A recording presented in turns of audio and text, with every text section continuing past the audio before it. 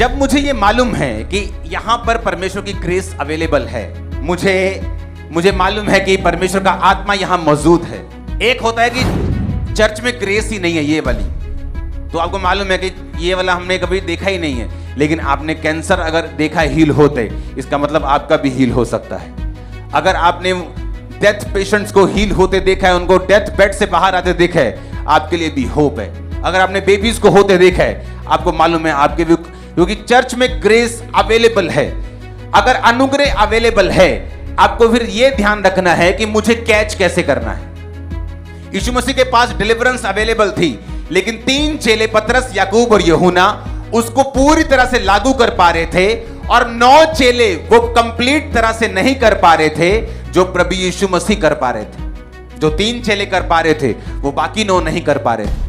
कारण परमेश्वर नहीं थे, कारण था कि आप यीशु मसीह की बातों को कितना सीरियसली, कितना जल्दी और कितना कंप्लीटली अपने जीवन में लागू करते हैं। आप उसके वचन को कितने सीरियसली रीति के साथ अपनी जिंदगी में लेके आते हैं। कुछ लोग वचन को सुनते हैं, उनको आज मालूम होता है मुझे प्रेयर करनी है, वो सुनते हैं, फिर 2 महीने, 3 महीने, 6 महीने लग जाते हैं वचन को पूरा करते करते, वो उस तरह से फल पाते हैं। कोई बंदे को पता लगता है अच्छा मुझे टाइथ देना है, मुझे दशमांश देना है, मुझे बोना है, वो सोचता है नहीं ये तो पैसे का खेल है, मुझे इसमें नहीं पढ़ना। उसे 6 महीने, साल लग जाता है बरकत पाते पाते। लेकिन कोई लोग ऐसे हैं जो वचन को सुनते और समझते हैं और जान लेते हैं कि ये सारा कुछ परमेश्वर की ओर से एक स्ट्रक्चर में बनी हुई चीजें हैं, एक मॉल में बनी हुई दुकानें हैं कि एक मॉल में एंटर करो और जिस दुकान में जाना है, जो चीज चाहिए ले लो।